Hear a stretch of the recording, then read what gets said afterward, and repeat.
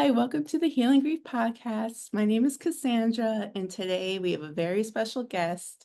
Her name is Natalia Benson. And honestly, this podcast wouldn't exist without her. Number one. I joined her Magical Women and Money membership after finding her on Instagram years ago. And I joined last year when I got my new apartment. And she's really helped me. She's an astrologer and money mentor and a medium in training. So we're going to get into that. But she's really helped me heal some subconscious money wounds I got from my mother and our whole family. And it's really wonderful learning the things from her because, when we heal ourselves, we heal our lineage. And I really believe that I'm helping heal my mom with the work that I'm doing. And this podcast is through learning through her. I found out that I can help people, guide people, teach people, and take them through deep transformation. And that's how this podcast came to be. And she herself has a podcast, and I really love, she has a very soothing voice, as you'll see. And and yeah, like she's just inspired me so much. And I'm so, so happy you're here in your first interview. And unfortunately, she lost her father 4 months ago. And I'm very happy she's open to talking about it here, and I really think she has a lot to give and teach us about the afterlife and connecting with the ones we've loved when they've lost. So, hello, Natalia. Thank you so much Oh, for being here. it was like one of the best intros of all time. It made me, I'm like, well, we can't start crying at the very beginning. Like, oh my gosh, thank you so much, my love. And it's just been such an honor to not only get to know you, but to have your presence and devotion like inside of my community and inside of MWMM. And you're just such a kind, beautiful contributor. And I know any space that you join. So, and I just feel so honored that you asked me to do this. It really, this is such a topic that, as you know, I'm very newly passionate about. And so I just feel so grateful to have a space to get to share just my thoughts and my experiences. So thank you, my love. Yes, thank you so much for being here. So you've been into astrology for a long time. And how did you get into mediumship? Like, how did that journey start for you? And Yeah. when did it start? Well, it's so funny because I really believe that like our natal charts evolve with us, or we evolve into our blueprint throughout our lifetime. And what's really funny, I had a little chuckle with myself looking at my chart, as astrologers do. We like to geek out on those things, or astrology enthusiasts. It's fascinating to just see how, as we move through the experience of our lives, we see and witness new things in the chart that maybe we didn't see in context before.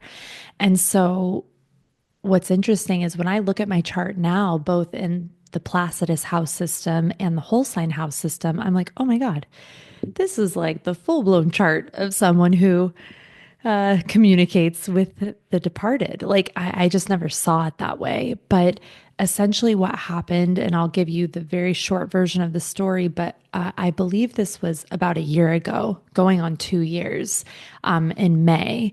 I just had a huge burnout moment. This was the beginning of 2023 where I just realized like I was just so out of alignment with myself. I was stressed. I was running my business from a place of just extreme fear and just push, push, push, push, push all the time.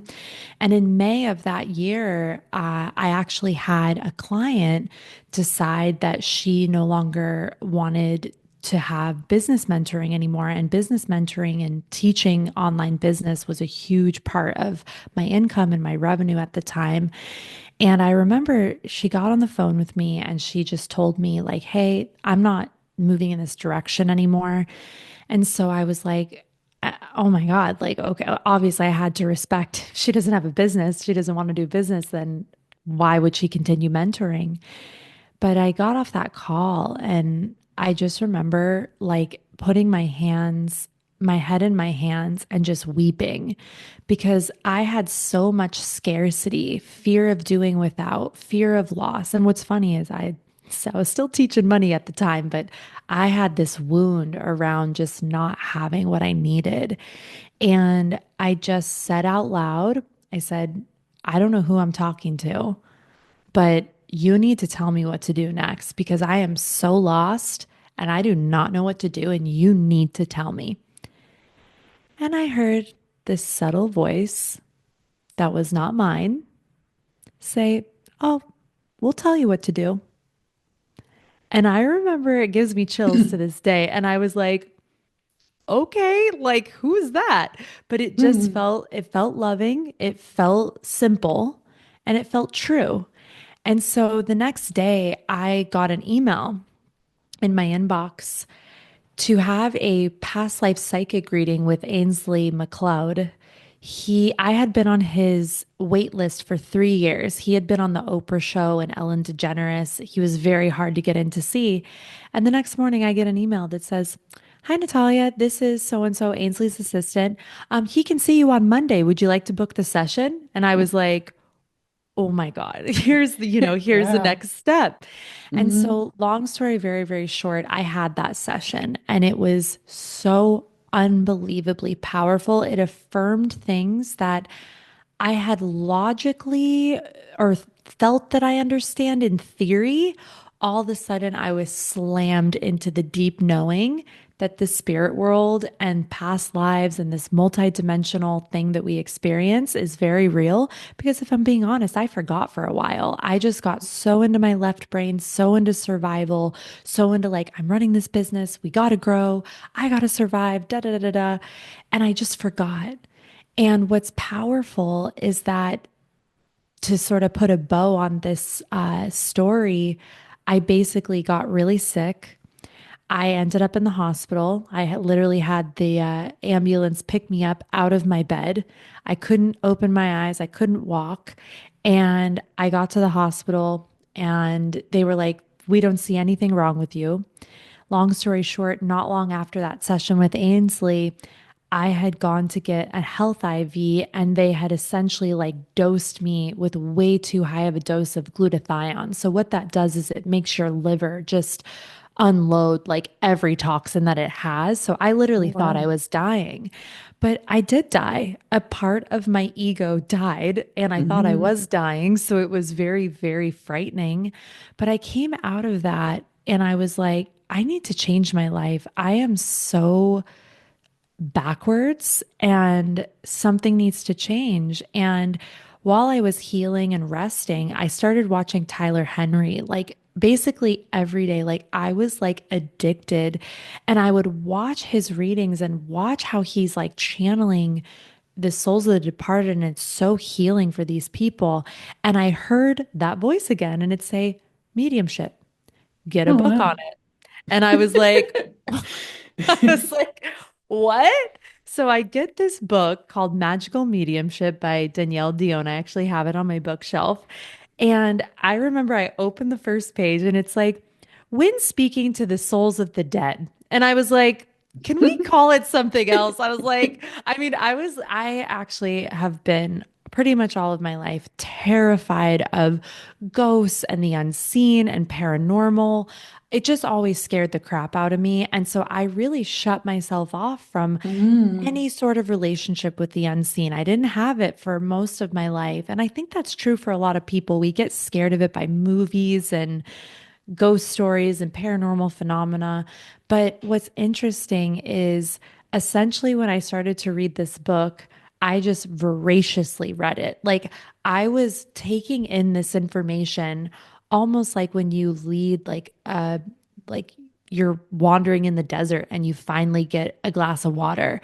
There was Mm. something to this book and the way that she described mediumship that I just knew at a really core level that this was extremely important for me and I didn't know why. And that's essentially was my entrance point was I just started to read. I started watching Tyler Henry and Teresa Caputo every single day. And then I started to watch NDEs. I've probably watched 100 to 200 or more NDEs in the last 2 years. Mm-hmm. And I just really started taking in this information to rewire my own consciousness around loss. And I didn't know why I was doing this, but I kept hearing that voice of my guide, that voice of my spiritual team that was like, we're preparing you for something. And little did I know it was going to be for the death of my father, which we did not expect him to die. It was, it was somewhat sudden because he was almost done with his chemotherapy and it was his time and he went quickly. So that is essentially how the journey began. I did my first mediumship reading with my old videographer. Her name's Madeline. She's a Taurus. I was at a restaurant in LA with like 15 other people after my friend Gala Darling's Vortex Fest event. I had DJ'd it that day. And then Madeline said, I heard you're like learning to become a medium. Will you ever do a reading with me? And I go, girl, I'm probably going to be ready to read in like 5 years. So, like, give me time. I said, give me time. And then that night, I don't even remember how this happened. I was so tired from the day. And she and I looked at each other and she goes, you ready to give me that reading now? And I was like, okay. I was like, I've never done it before. And she goes, it's okay. And I go, so don't expect anything. But I leaned back and I channeled her grandfather, Earl. And I brought through information that 3 weeks later, she affirmed from her mom. I'd love to share quickly, but basically I said, does your mom have a space in a walk-in closet where she like connects to your grandfather? I'm like, because he's showing me like a walk-in closet. Mind you, I've never freaking done a mediumship reading in my life. This is all just pouring through. And I Mm-hmm. just was like, okay, like, does she have a walk-in closet? Madeline's like, I don't know if she has a walk-in closet. And I said, well, he's making me feel like he connects with her there. So about 3 weeks later, she texted me in the morning and she said, Natalia, my mom and my sister are so grateful for you bringing through Grandpa Earl. And when I went home to visit my mom, she walked out of her walk in closet and showed me a little altar that she keeps there. And the only thing on it is a picture of my Grandpa Earl. And she said Wow. that is where she connects to him and talks to him. So it gives me chills to tell that story. But I remember setting down my phone. This is back when I used to check my phone in the morning. I don't do that anymore. But I literally just laid in my bed and I was like, oh my God, I think I can do this. Like I think that I can do this. Like I just need to practice. And so I have been practicing doing free sessions. Oh my gosh, at this point in March, it'll be a year that I've been practicing. So it goes by quickly, but that's how I started. And this was never part of the plan. Let me tell you, like this was never part of the plan of where I felt that I would be taking my work. And I still don't know completely how it will unfold, but I love this practice so deeply. It's been so healing for me with my own dad and losing loved ones, but especially hearing from my dad 2 weeks after he passed from a medium that I'd been seeing for a little while. And it changed my life. It changed the trajectory of my grief because I was doing okay, but I was just, grief is powerful because Mm-hmm. you don't realize that you almost don't realize what it's doing to you and the sadness and the weight, your habits, like everything. It's just so potent. And I will never forget that day that I spoke with Susan, I heard from my dad because I told my dad out loud, I was like, Dad, you better come through. Like, you better learn wherever you are how to talk because I need to know that you're good. And oh my God, he spoke nonstop through Susan for 30 minutes. And she goes, wow, your dad is such a strong communicator. And I can't believe this. And he just passed away, blah, blah, blah. And I was like, we were both just jaw on the floor, but it healed because it helped me heal because that day I remember cleaning up my bathroom and taking a shower and just feeling like I could eat a full meal. And it was just like I knew he Mhm. was okay. So yeah, that's the beginning of the journey. That's so amazing. It's like spirit was like, this is what you need to do. All you need to do is an ask the question, and it gave you the answer to show you you have this innate skill that you just turned off for so long. So what was your idea of grief, and what did you think of grief before mediumship and then before your dad passed? Like, what was your take on it? Yeah, yeah. I mean, I actually had quite a bit of experiences with death when I was younger. So, like my grandfather, my dad's dad died when I was in elementary school. Then I lost my grandpa, who I was very close to. And then I lost my grandma. And there's a painting of her behind me, but Mm, those two deaths were very potent for me because I was very close with them. And my grandfather's death specifically was very sudden. He was also the first, departed physical body that I'd ever been with. And I'm so grateful that my family gave me a moment, even though I was probably about 16. I got to spend some time with him and talk to him and be with his physical body, which is very, very potent. And anyone who knows who's lost someone or lost a pet or, even finding like a deceased animal like out in nature, there's something very profound, very deep, but also very intense about being with the physical form of someone who's no longer here. And mhm, so my experience of grief when I was younger, it was very deep, and I've always been a deep feeler and deeply sensitive.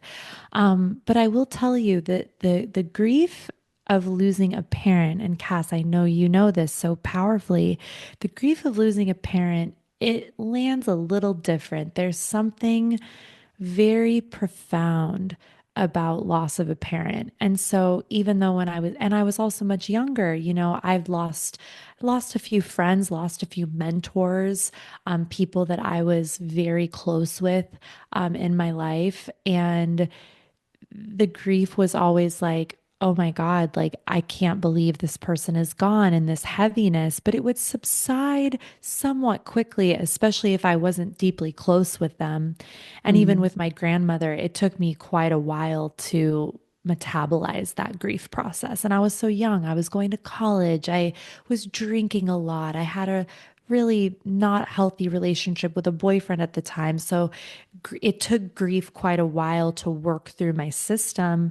And mhm, I think it came out in a lot of really unhealthy habits. Whereas losing my dad, which was very recent, when Mick and I left the room and said goodbye to my dad's physical body, we sat on the grass and we both just held each other. Mick is my husband, but we just wept. And I literally said to him, he left at the perfect time because I've never been better in my life. I have never been more stable. And I think there was part of him as my dad perhaps that knew I can leave now. Like mhm, she's okay. My Paula, who's my mom, who is a Capricorn, she's very strong.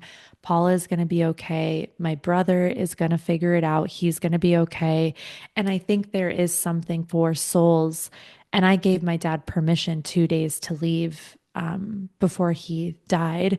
I gave mhm, him permission. And again, I was just speaking with him out loud in my car, but I just said, Dad, if you are not going to get better, because we had no clue that he was going to die.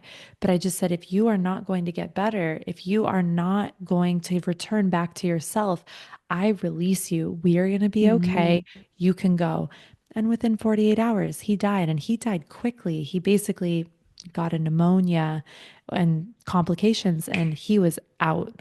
And as horrible as it is to lose him, at the same time, I know at a core level, and even receiving confirmation from another medium I spoke to, that he left on his terms. And I already felt that because I knew he didn't want to get very old. So, the interesting thing about grieving him now is that there is a few different cooks in the kitchen here. There's, the spiritual side of me that's deeply connected and very connected to him and receives signs and communicates with him. And it's remarkable. And then there's the little girl that is like Hmm. grieving my dad being gone.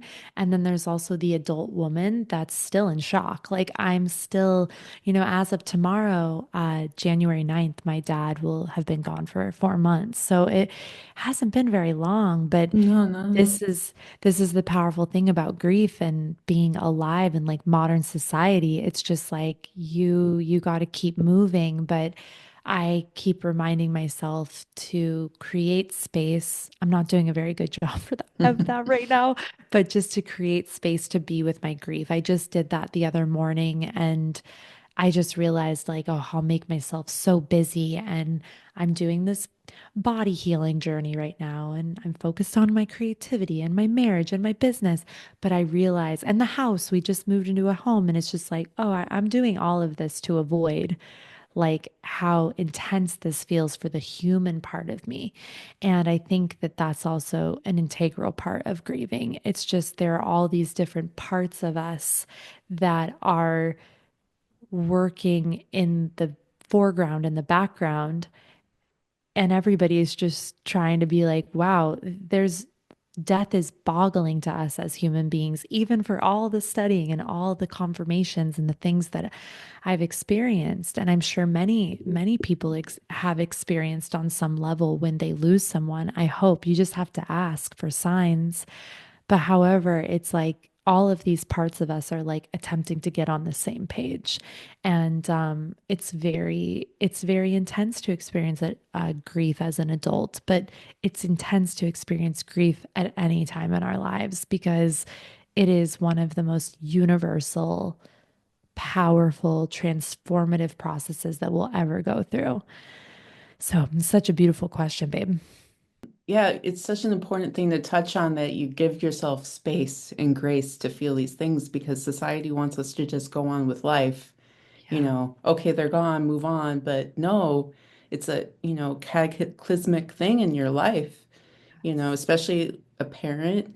And I like that now people are starting to wake up to a more spiritual side. That's what this whole podcast is about. Because it's not, I didn't want so clinical because I'd been to grief Yes. things and I would bring up, oh, I talked to my mom out loud and they would look at me weird. So I was like, no, Oh my and I gosh. think talking out loud is crucial. I always tell people if you want to talk to your loved one, talk to them out loud because you can talk to me in your head, but there's something more powerful. Like I'll literally ask my mom questions and I'll get an answer in on Yes. media or like on a word on my screen. I'm like, thanks, mom. Like it's Oh, real. Like, it might sound so funny, but it is so fun. Like my dad hmm. he always had a cute sense of humor. Yeah. And there are things where I'll be like funny story about a sign my papa gave me, but on his birthday, so he's a Scorpio, he was born on November 4th. And I remember on his birthday, I was like, Daddy, this is my thing with him after he's passed. And he has had fun with this, let me tell you. Like the stories are just bonkers. Like I actually have kept a log Oh, both in my good. phone and in a grief journal of all of the interactions and the synchronicities. But there was one where on his birthday, he was like, I was like, Daddy, where's my sign? Like, where are you? And it was nighttime. And all of a sudden, we live in the desert, and I hear whoo, so loud. I'm inside my house, and this had this owl. And so this owl theme has come up so many times for myself and my husband and my mom, even though she's not super into anything. She's very Capricornian that way. She's just like, Hmm. not to say all Capricorns, because my husband's a Cap and he's very, very spiritual. But it's interesting because um, a couple weeks later, I was asking my dad, I go, Dad, where is the owl? Like, I haven't heard from the owl in a while. And I get on my therapy session with my therapist, who I've been working with for like 8 years. And I look in the background of her screen, and there's a toy orange owl with like gigantic eyes. And I Oh go, my Tina, I gosh. have never seen that owl. Like, and I told her the story and we were just laughing. And then there was another thing where an owl came up within like 48 hours. And it's, of course, people could reason and say, oh, your reticular activating system. Sure, but not really. Like, there's a No. different way that spirit and the other side plays with us and plays with symbols. And exactly Hmm. what you said, babe, to mirror that again, like uh, the talking out loud, I have had the most miraculous experiences of my entire life, both with those who are gone and also, I believe, my spiritual team, when I ask them questions out loud or when I tell them things out loud and I ask for guidance. It is a way, and Ainsley McLeod, actually, speaking of Ainsley, in an interview that I did with him, he said the exact same thing. He said our Mm, guides and our team, they need us to speak out loud. They're like, your head is so chaotic for them. And it's right. not that they can't telepathically be with you there. Um, but it's so much clearer when you speak out loud. So yeah, that is a big thing. And I've experienced so much magic, so much healing from that. Yes, yes. I always tell people if you want to talk to them out loud. Because yeah, our minds are cluttered. And I always think, I used to think when I was younger, like, can my mom hear my thoughts? Like, I hope not sometimes, you know? So I think when we intentionally do it with intention, they're like, oh, they tune in. Because who Yes, knows what they're yes. doing otherwise. No kidding. It's and you know, Journey of Souls, which the first time I read that I was 24, and ironically, I started reading it the day my uncle died, my dad's Oh, older wow. brother. So, and of course, that was eons ago. So like this whole even reading that book for the first time, I felt so comforted and connected to, but I was like, what on earth is this talking about? Like sometimes your consciousness needs to catch up with the Hmm. information, but it felt deeply true. And there was something from that book I remember where, and I read it again, actually, another fun, God, we could go into the synchronicities that I have, especially meeting people who've just had someone die in their lives. And then they meet me, and I'm like, let's go. I got you. Like, and it's just so special how that happens. But I had a old friend who I hadn't seen in 15 years. Her car got stuck on a hill, the hill by my old house in Laguna. I literally about to roll down into my garage office. I was like, you're gonna literally set my house on fire. And then she looks at me, she goes, Natalia? And I was like, oh my God, I haven't seen this girl in 15 years. Her dad had just died. And so she Um, was like the third mediumship session that I ever did. But then I recommended her to read Journey of Souls because I feel like it's such a healing book to read when you're grieving. But to finish that thought, that made me pick it up again. And then I remembered this crucial piece of information where Dr. Newton says in one of the sessions, someone brings through the information that, you know, if you speak to your loved one from they hear you. You just say their name and they're right there. Like our brains cannot fathom how that works. And that's mhm. okay. We're not supposed to. Like being human, it's a finite experience and that's part of the experience. But if we can have that bit of faith and magic, it's so amazing how we say their names. I mean, that's my mediumship, like, and I've grown more and more confident, especially doing more readings and whatnot. It's just incredible. Like, call someone's name and they are right there. So it's just so special to really know that there is a continuation after this and we can talk to them at any time. It's some helpful information I've gotten over the last few months is really the reminder that the relationship continues. It's just different, exactly like what you're, purveying as well. It's just like that relationship is still there, but it just takes a different form. And it's hard because we miss their physical Yeah. bodies, we miss their physical presence. And the thing I've had to reconcile and talk to my dad about a lot is like, I don't want this. Like, I want you Hmm. here. I want you healthy. But the message and the reminder that I always get is that that was not the plan. So, and that's the part where our human selves have to heal and like let things be exactly what they are. And that's the hardest part, I think, around death. Yeah. Did you talk to him about your mediumship journey as he was, going through Oh, his oh medical yeah. process? What did he think of it? Oh, my dad is funny. Like, but he was a Scorpio, very subtle, very shy, man of few words. And we were sitting at lunch the year before. My husband and I went to Boise, Idaho to visit them. And my dad and I went to lunch together. We'd always do our best to do something just the two of us. And we're sitting at lunch and he goes, "So, Are you guys going to start on your childbearing journey soon, or am I going to have to communicate with your children through your mediumship services? Oh, wow. I literally looked at him and he just would throw things like that every so often. And I was like, you are so funny. And I was like, but it's weird because looking back on that day, I had a funny feeling Mm, that he might not be here. And what's interesting is that that first mediumship session that I had, where I communicated with him, it was with a medium named Susan, and I had had my mom and my dad and me all sit with her at the beginning of the year. So imagine my two mm. parents, God bless them, baby boomers. Like I'm just like fell far from the tree. And I'm like, do you guys want to meet Susan? Like it's so healing. So my dad got all the focus in that reading. His mom came through, my uncle came through. Everything was about my dad. And what was ironic is that then about 9, 10 months later, I was talking to Susan, and Susan was then channeling my dad from the other side.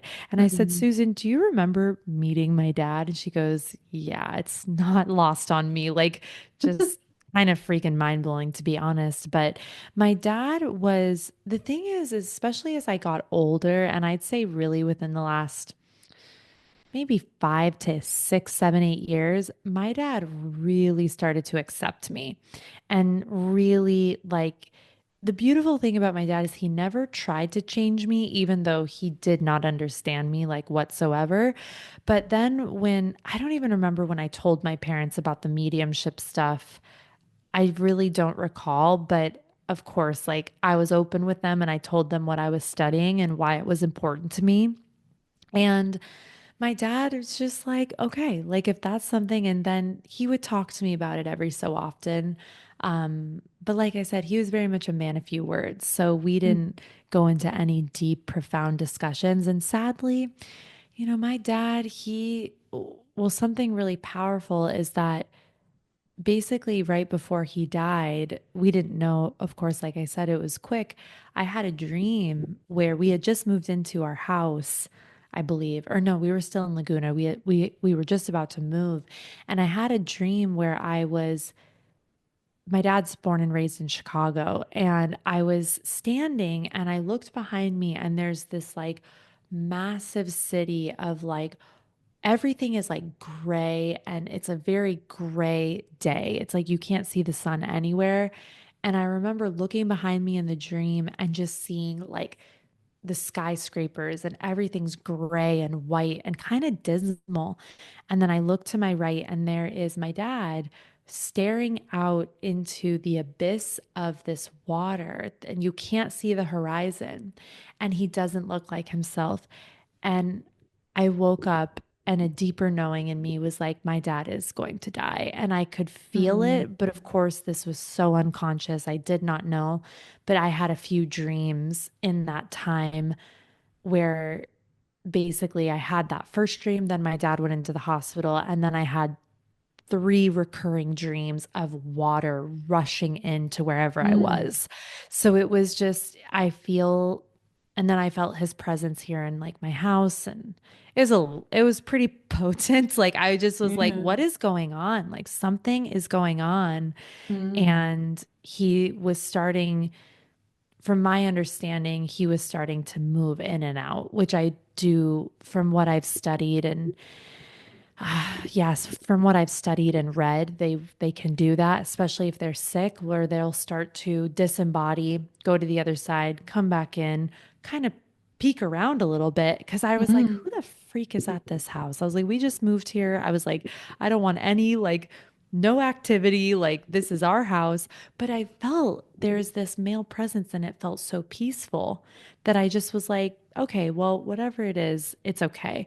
And I realize now it was my dad, and he was finding ways to let me know in a very gradual sense that he was going to leave. But physically, we did not speak. He could not talk anymore. And I Mm. never really got to have any kind of final conversation. So, with that being said, towards the end, I wish we'd known what was going on because I think we could have had some deeper conversations and goodbyes. But my aunt gave me some beautiful insight and she said, I don't think your dad could have handled that. I don't think he Right. ever could have said goodbye. I think he needed to disassociate because that's basically what he did. He kind of went into almost like what I would say is almost like a dementia, like where he was just completely gone from his physical form before he passed away. And then he got Reiki and then he died. Wow. And my Reiki healer told me that that can sometimes help. It's not that it causes death, of course, but it very simply that it's almost like loosening all the energy and then Yeah, from the body. the soul can leave. Yeah, and it's so interesting that you had that medium session and he people came for him. It's Oh, and the next mediumship session we had with my mom, because she's such she's not super open. She says she is, but she's not terribly open. But then she was still curious. So we had another session with a medium together, and it was all about my dad. It was all yeah. about my grandpa Herb was coming in. And now looking back, we can see why. The other side was like, we're gonna be, Yeah. Here, we're ready. Yeah. we're Because they ready. say a lot of people in nursing homes, they'll see people who have Yeah, passed, kind of, absolutely. they're preparing them like, okay, it's okay, we're here for you, which is Yeah. very comforting to Very me. comforting. Yeah. Yes, and Journey of Souls talks about that and something really powerful as well is, my uncle, my dad's younger brother died exactly 2 weeks after my dad. So all of Mm. the Benson brothers are on the other side, but when I had my second mediumship session, she said, "Oh, Richard." And I go, yeah, that's my uncle. She goes, Steve picked up your dad, which is my uncle. And then your dad picked up Richard. And I was like, oh Oh, like wow. you just like this stuff blows your frontal cortex like out of the water. Like you're just like, Yeah. What? you don't know me. I've never spoken one lick of my family tree. I've never said the names of my uncles in anywhere in I don't even really necessarily ever speak about them. And so for you to say, yeah, your uncle Steve picked up your dad and then your dad picked up Richard. And I just like, it's just so beautiful. And I've had even just in the mediumship sessions I've conducted where I'm not so great at pulling exact names just yet, but when you go to a seasoned medium and they are saying names, your left brain can want to kick in and be like, "Oh, well but it's like their What firsthand are the experience, chances? there's no way." And it's because we're having, spirit communication and it's deeply healing and confirming. Yeah, it really is. And I wanted to ask you, since you're an astrologer, I know you looked at his death chart Mhm. and like what did you learn from that? I just looked at my mom's death chart the other day because I never did Mhm. that before. And I need to get her birth time to look at her birth chart. So what Yeah. can we learn or take from looking that up ourselves? And what did Yeah, you learn? well, here's the thing, like I've actually looked at a few charts. Number one, it's so sensitive. I actually thought for a moment that I wanted to start to get into that, but truth be told, it's a little too intense. So I just was Hmm. like, I'm all set. Of course, if I have a client or a friend come to me and they've had a loved one or a friend depart, then I will look at it with them. But the truth is, when we look at a death chart, you know, oftentimes we can only put it in the context of the actual death that's occurred because you can look at the exact same configurations happening in a chart and you have 25 different people and maybe only one of them or 25,000 maybe only one of them will actually be from a physical departure. It doesn't mean like, oh, there's a certain thing and there's going to be a death or something like that. There's so many different ways to look at that. But here's the thing, with my dad, something that's very interesting is that I don't know his exact time of birth. So I actually was kicking something around and I was like, Dad, were you a triple water sign? Because he was so sensitive and such a deep person, but of course from his generation and so many different things, I don't think he had a healthy way to really be in that sensitivity. But I said, like, Dad, are you a triple water? Are you water? And then in that mediumship session, she confirmed that. She was like, oh, yeah, the water. Why is he bringing up water? Water. Usually, if they're talking about the ocean, they say the ocean. She's like, what? And I was like, oh, it's because he's a Pisces rising. I knew it. So, so Oh, it's really interesting because yeah. now I'm looking around and I'm just like, okay, if I look at my dad's death chart, what was going on. And if he is a Pisces rising, like I suspect, then Saturn was in his 12th house. And Saturn represents death and departure. That's one aspect of it. It's time, it's karma. And Mm, people, not a lot of people know this about Saturn, but it does represent death just as Pluto does. But it's like a different expression because more so it's about time mm, um, and your time and things like this. But we cannot look at, oh, Saturn's in my 12th. It means I'm going to die or someone's going to die. No, no, no, no, no, no. I always say astrology is experiential. Never use it to predict things like that. It will just make you mhm, upset. And it's oftentimes you're not going to be right anyway. But there was a lot of aspects, both in my chart, in my dad's chart, in my brother's chart. There was a lot of stuff to Chiron the moment that my dad died. And in my own chart, there was Chiron to Saturn. Saturn represents the father. Chiron is deep healing and mm, and pain. And the moment that my dad died, my transit sun was in my eighth house of death, tr making an aspect to my Chiron, which was making a square, I believe, to my Saturn or trine to my Saturn. I don't remember. Yeah, it was full on. Like I literally looked at this chart and I was like, oh my God, like this is so revealing and powerful because the moment my dad died, the way this was aspecting in my chart, sort of anything and everything that you would look at that would make sense looking in the context of a death or a departure. I also had the privilege of reading the death chart of one of my best friends for her father, and he had Chiron in his 12th house, I believe. And there was some other aspect that I don't remember, but it was very powerful to look at the moment of his death to his birth chart and see what was going on. He actually had ALS. So for a mm. very, very long time, Chiron was in his 12th. And that's a very, Chiron in the 12th is very powerful, very healing, very intense. And there's a saying with 12th house energy, Pisces energy, serve or suffer.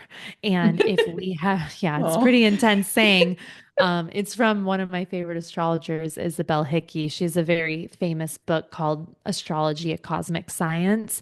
And that is one of her sayings, like with Pisces energy, 12th house energy, serve or suffer. And for many of us, if we're having 12th house transits and we're not healing or we're not serving and contributing, the energy is enveloping and intense, and it can even result in illness, different things like this, and not necessarily cause a result, but it's all the choices, the decisions. It's almost like how we prime a recipe. So it's like if you put like arsenic with your flour, that's not good. But if you put, sugar or, whatever you're into, sugar-free sugar or whatever, and your gluten-free flour and you make a recipe, that's going to give you a different result. So the way that we exist, the way that we take care of our emotions is very important also in the evolution and the expression of our charts.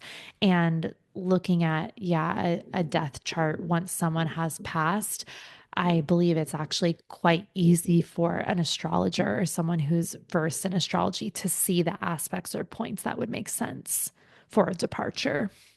and when you looked up your chart at that time, you placed it at the time of his death, and then where you were at the time? So I actually did the time of his death with my chart. So my Mm, natal chart. So I looked at my natal chart and then I looked at basically a transit chart and I put the transit chart to September 9th. He died at 8:35 PST. And so I mm. looked to see what was aspecting and yeah, it was quite powerful. It was quite powerful. Oh, I never thought of doing that. I'll have to look Yeah, at that. it's Yeah. powerful. It's powerful. Even like if you have your mom's um the chart of her departure, then you could put it to your natal chart and see what was aspecting. Oh, wow. Because that configuration of that transit, it's going to speak and share like quite a lot of insight on the the healing, the evolution, the growth, and the representation of what that moment means for you. So, Wow. Wow, mhm, that's so powerful. it's And pretty cool. yeah, and now that you've been doing readings for others, what have you been learning about the afterlife? What Oh lessons my have you been? gosh. I mean, first that the those who are departed, and I always say like when I communicate, I feel very safe. I used to be so scared of like, oh, I'm gonna get like weird stuff going on. Of course, you need to absolutely practice spiritual hygiene. I hadn't done that a few times. I got very tired, especially bringing through people who had very heavy deaths. Mm, But I will say that that has only happened to me twice, and then if I meditate, like you remember in MWMM, we did pretty major, we brought through quite a few people that day. We did like a group mediumship session. And after that, I had to meditate for about 15, 20 minutes and sit on my grass outside and just really ground. But mm, one thing that I'll say is, all in all, whether a person's departure was very challenging or a person's departure was, let's say, timely, more of like natural causes or old age, regardless, they want us to know that there is a continuation. They want us to know that they are there, that they are happy, and that they only want happiness for us. They want us to experience peace. And there's also a lot of humor. I cannot tell you mm, the amount of times where, and this is like literally from the practice sessions I've done so far, the laughter is mhm, often there. Like there, of course, can be tears of relief, but there's never tears of like pain. It's right. literally like it's almost remarkable how they're so funny and Mhm, there's a marked sense of humor that comes from the soul. And I also recognize in a lot of sessions that they like to come through. Number one, this is important, but they like to come through as we know them and remember them so that we remember and we understand that there is a continuity of consciousness, that they, just because the physical body has died, it doesn't mean that that soul has died. There is no destruction of energy right. equals MC squared. Like matter, what is that energy is never created nor destroyed. And Mm, it's amazing how physics will prove spirituality, which I think is so special. And I just think that the love and the humor and the wisdom, the remarkable wisdom and the support that is present. And, I'd love to share something that I hope is helpful for anybody listening, but the week after my dad passed away, pretty much I think about 2 mornings after, I just laid in bed and I was like, I was just, shocked and I couldn't believe it. I just couldn't believe that this had happened and I still can't believe it, to be honest. I still can't believe it. But I remember waking up and I knew that I could talk to my dad and I had been like every moment since he died and before. And I just heard the voice in my mind say, books, research. And I was like, you got it. So I grab my phone and get on Amazon and I'm like, that always helps my Sag moon. I'm just like, let me learn. Like learning brings me peace. Even if I buy 25 books and I read two of them, this is part of my healing process right now. And so I pulled up this book called Take Back the Magic, and I loved the cover.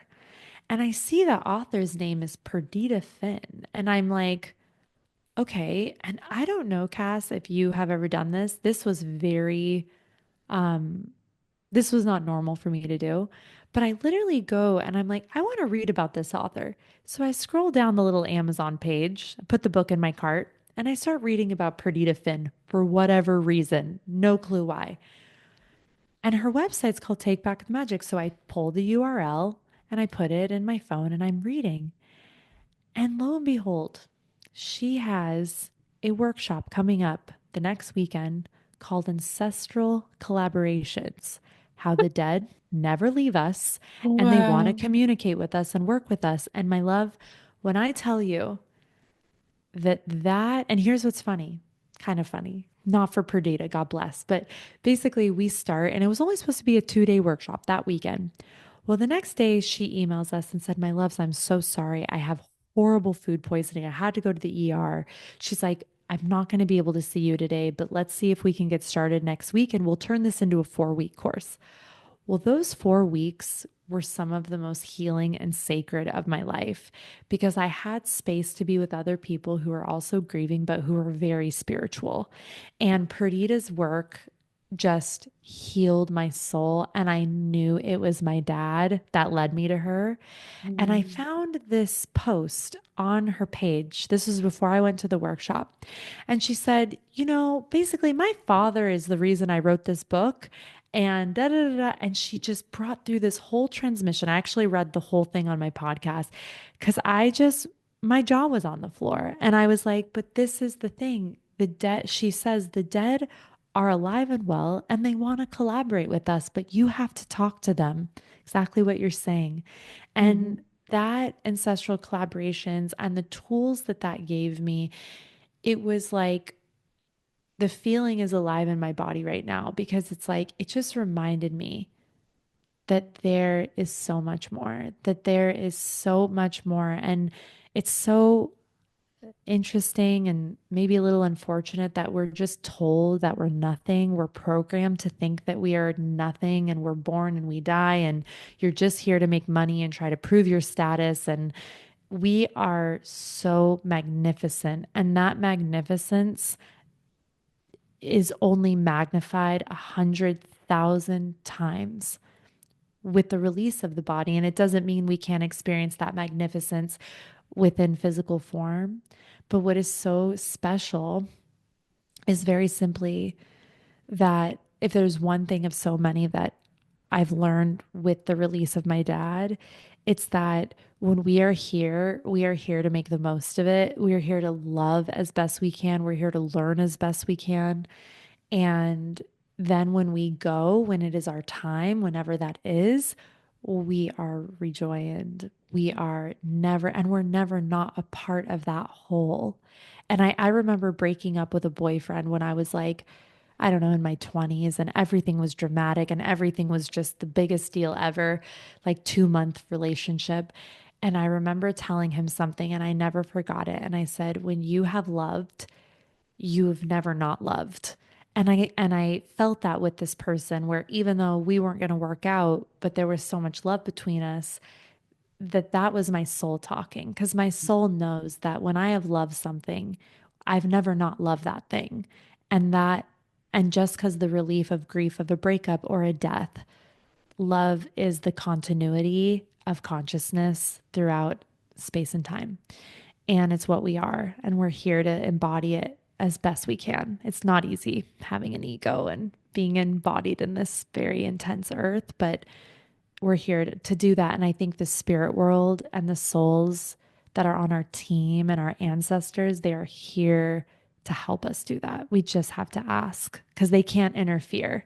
Sometimes they do because they're like, oh, oh, oh, oh, this is not, oh, oh, oh, oh, okay, let's. mhm, And that's when you hear these stories of just remarkable, like love filled interferences to get you to like turn a corner. But mhm. so often we have to ask. And when we do, we will be amazed. We just have to listen and receive. So I don't know if I answered your question, but Yeah, of course. Yeah, it reminds me like when before my spiritual journey, after my mom died, it was just like she's gone. Everyone's like, she's gone, gone. I'm like, okay. It didn't feel right. And then I would have very seldom dreams about her. But then since I've reconnected with her, it's just so profound. And I speak about her sometimes in the present tense. Like I like yes, doing that because she's not gone. Like spirit is, her human body gave out on her, but her spirit's around. And yes, that's what you're saying too. It's yes, very comforting. And I don't like how society treats death. And I think it's about time that, people like us try, yeah. educate and teach people that it's not so black and white. What advice would you give to someone who's grieving now, and what can they do to feel more connected to their loved ones on their own? I love that so much. I mean, You know, the moment I found out my dad was sick, which was basically from the day he died, from the day we found out he was sick to the day he died was exactly 6 months. It was Pisces season of Virgo season on the 9th. Mm. So he was an accountant, so that was very him, to be so precise.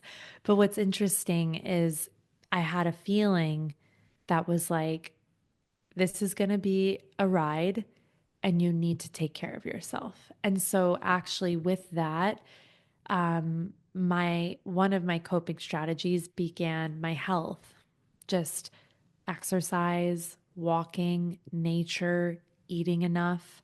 I just really, and then of course also seeing the manner in which my dad passed away, it really has made me take my health more seriously. And it's interesting because sometimes when we're grieving, the last thing that we want to do is like all of the things that are like the basics, but they are the things that, as best we can, we must do, even if it's just stretching for 10 minutes or it's making sure you're eating in the morning, eating like nourishing yourself. There's so many things just at the baseline human level that are very, very important for your grief to have a place to work through your body, because grief, from my experience, it will work through you and it will work itself out. But if it is working through a system that's maybe sleep deprived, or, and there's absolutely no judgment here, but if there's a lot of alcohol or stimulants or, smoking, just all of these toxins, these things that just aren't good for us, we have to, as best we can, minimize coping Mm. strategies that are unhealthy and maximize the basics. Because the truth is, when we try to escape grief, it only grips us tighter. But Mhm. when we can be with grief, it can, it's like, we lived at the beach for a long time and I'm so scared of waves. They just, as like a quadruple trillion fire in my chart, like water is just amazing to me, but I'm very intimidated by it. And I just remember having experiences throughout my life where I would be in the water and it's like you get hit over by a wave, and if you struggle, you get exhausted, and that's when you can get in trouble. But if you just let yourself, okay, you got to hold your breath, but you let yourself get taken under, you do your best, but you just float for a minute, you will go back up. This is not advice on how to survive being in the water, but I'm just want to use this analogy Yeah. because grief is just like that. Grief is like Mhm. deep, powerful waves of the ocean. And if you resist the waves, they are there and they are powerful. And so, getting back to the basics, health, hydration, all the things you don't want to do when you're grieving. Even like Right. what was interesting is in the time that I was grieving, and I was away in Boise, Idaho, I started working out and I actually got a trainer while I was there. And what was beautiful, she also could be there for me with my grief process. She knew that my dad had died and she goes, "What's your last name?" And I was like, "Oh, it's Benson." She goes, "Oh, I'm from Benson, blah, blah, blah." And I was like, so there's just all these fun, interesting little Yeah. things. And obviously, that was my dad's last name. So, one thing that I will say is just the human basics, habits as best you can. And then I just say the next piece is just let it flow. It will not destroy you. It feels like it will, but it will not destroy you. Are there ways that you can reach out, whether it's therapeutic services or a trusted friend? And sometimes with grief, you have to also set boundaries with people. And it can be, I just need you. Do you have the bandwidth to listen? I need help right now, or I need support. One thing that was beautiful from my dad's, the hospital that he was involved with from him being sick, is they had like a hospice coordinator, and then that person got us on their mailing list for their grief services.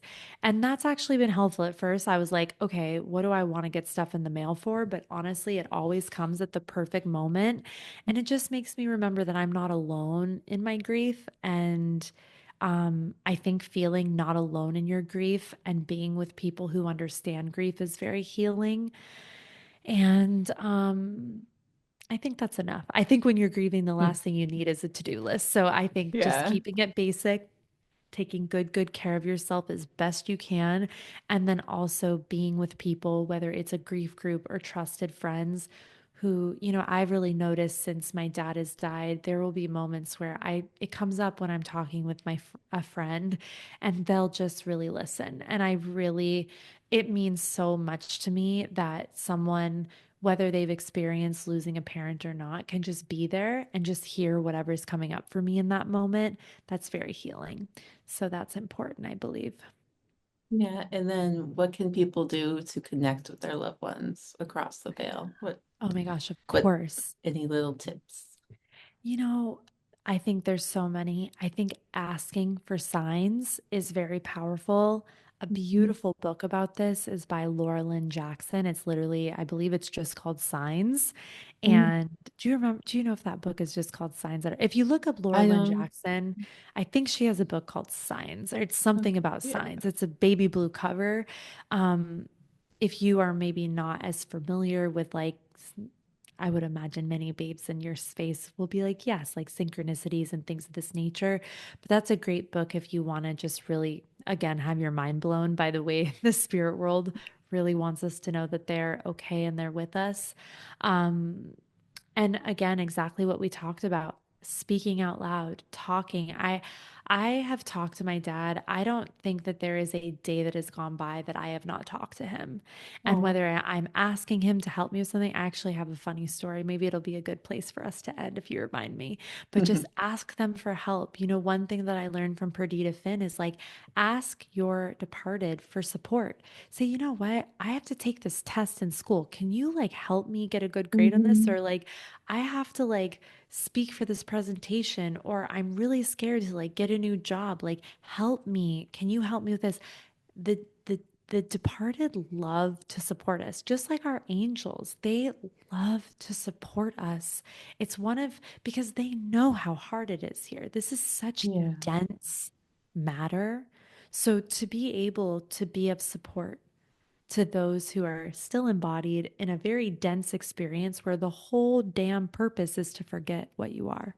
The Yeah. whole purpose of incarnating here is to forget what you are.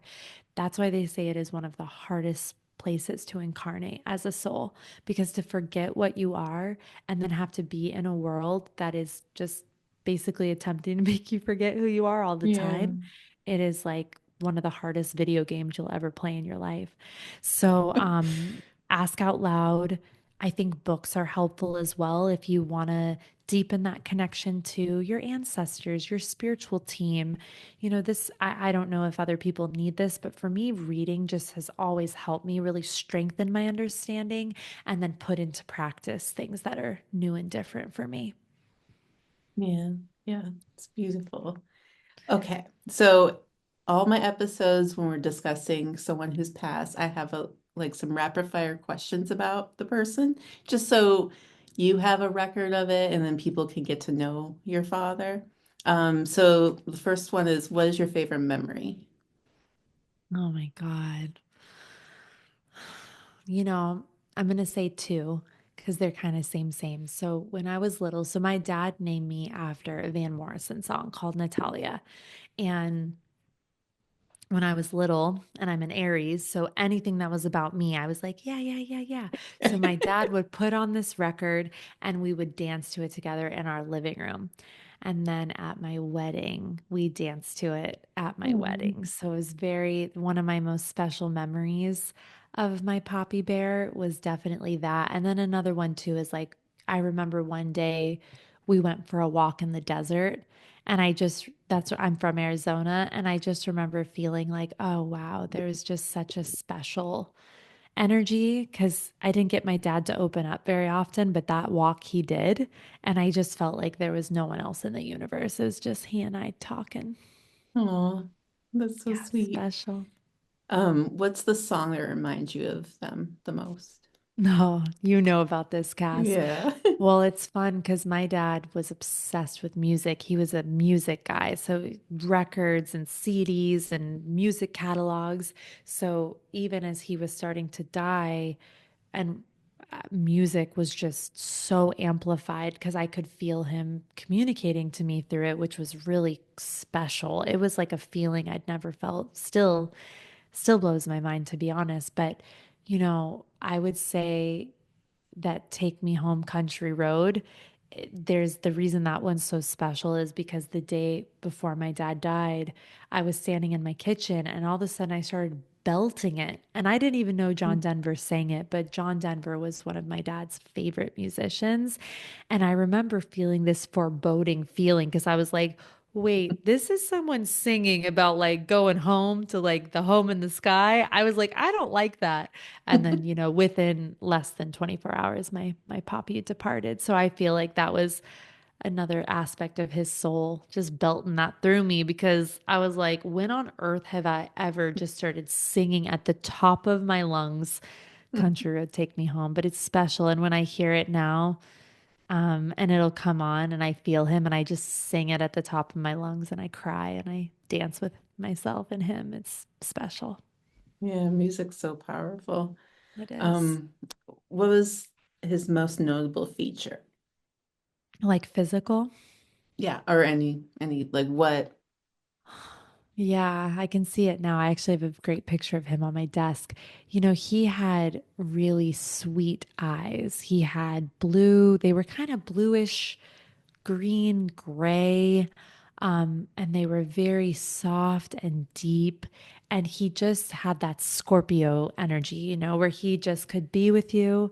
And even if he wasn't talking, he would just be there with you. And I can still, especially in clairvoyantly having the experience of seeing souls in my mind's eye, it's cool how he comes through to me and he always looks like his in his 30s 40s. He looks so Mm. beautiful and he meets me with that gaze and that smile. He always had this very kind of like a smize, like Tyra Banks would say. He just always had that like just this kind of sweet smile on his face. And it said a lot, even though he didn't really say a lot. Aw. Did he have any funny sayings or anything he would say that makes you laugh? Oh my God, where do I start? Like I said, even though he was kind of like shy and like, I don't want to say shy, but he's just kind of quiet.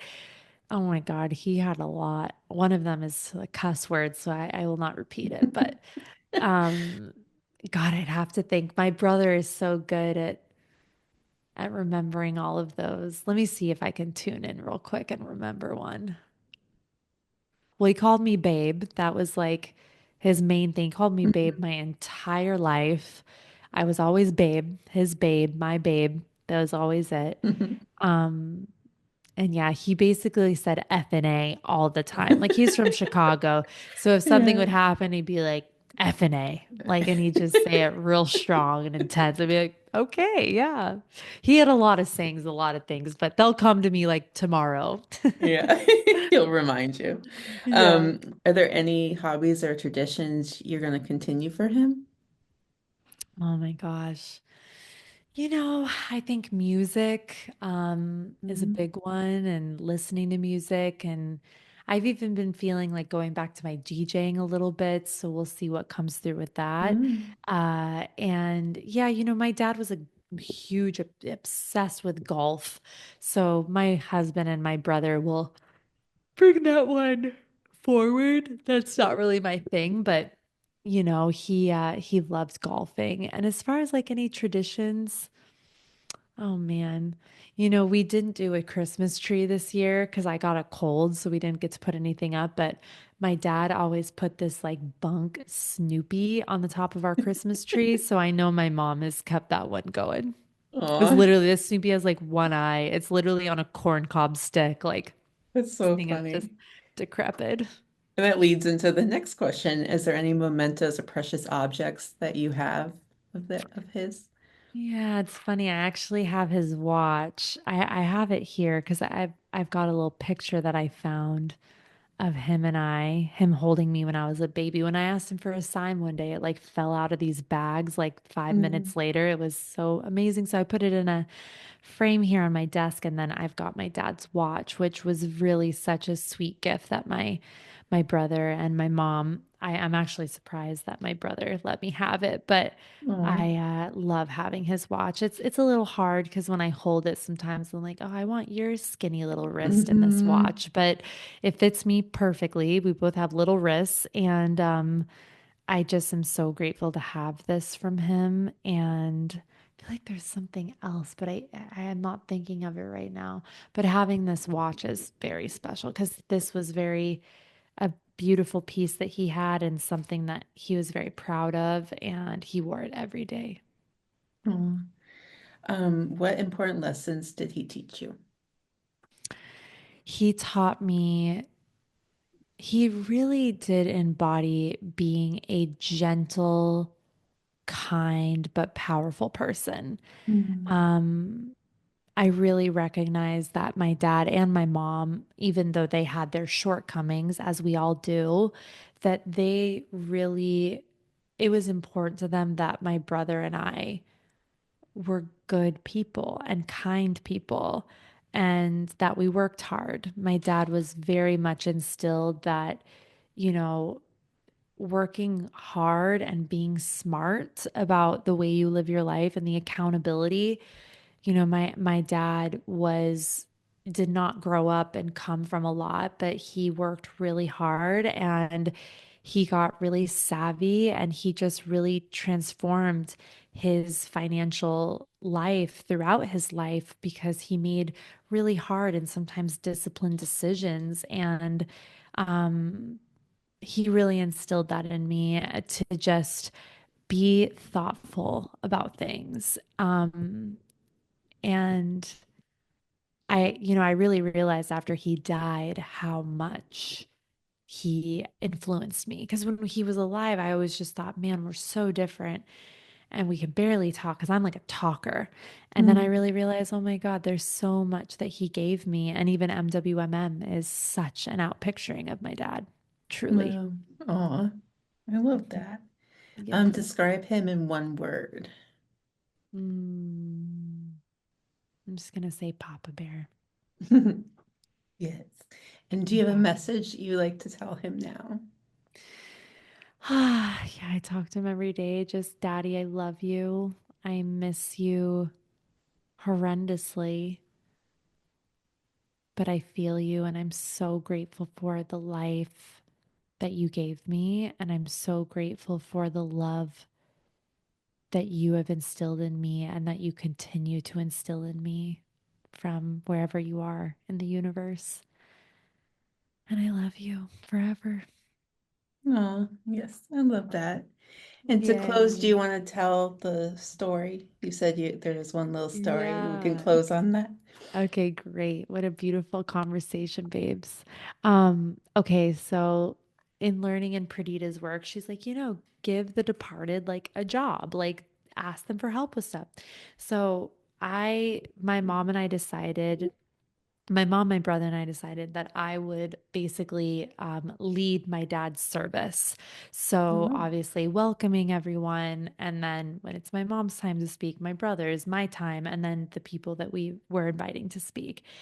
And I found this outfit, as I do, where I'm like, oh, this is so beautiful. And it's from this line that I really like. But when I tallied up the total, I was like, this is ridiculous. And I'm not spending this kind of money right now. I was like, so that's okay. But I literally joked and I said, Dad, get me this outfit. I was like, get me this outfit. I want to wear it for your service. I get an email this morning from the company because I just left it in the cart. It basically, I won't give you the numbers because it's a bit much. It basically gave me about, let me just give you a percentage really quick because that's literally how bonkeroo this is. Yeah, it basically gave me about a 60% discount because it was in my cart. So I ended up Oh, buying it today. And I was no way like, today. Dad, you are so funny. Like, you are so funny. Like, I was like, Daddy, give me this. And I was joking because he never bought me stuff like that. But I was like, Daddy, give me this. I want to wear it for your service. And then literally to get like, when on earth does that Wow. happen? Like, Yeah, you I've leave never it even in your heard of car and you that. get 60% off. Like, give me and this is a gorgeous line. Like, this is like, this is like fashion. And I was like, that is so funny. Like, I just was laughing Wow. so hard. And I was like, Dad, you are having a blast. Like, there's just so many fun things. Cause you say things like that and it's really playful. Like, I just was being Hmm. silly because I was like, oh, I'd love Yeah. to wear this. It's going to be so pretty. And I got to lead this whole thing. So I was like, oh, it'll be special. And I just was like, whatever. I'll find something else to wear, or maybe I'll just get one of the pieces so it's perfect. And then the fact that I got the whole thing for 60%. That's Like so great. Today. today, I was like, That's so give me. crazy. Yeah, literally 3 days ago was when I looked at that. I don't even know what I was doing because I'm not even really, from the money work we do. I'm not really Yeah. doing a lot of online shopping right now, but I was like, oh my God, my dad's it's coming up so soon. And like, let me go see if I can still order all this stuff.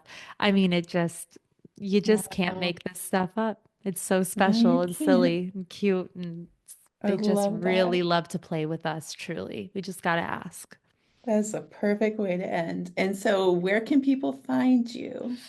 Yeah, I'm super, super active on Instagram. It's just at Natalia_Benson. And then my website is nataliabenson.com.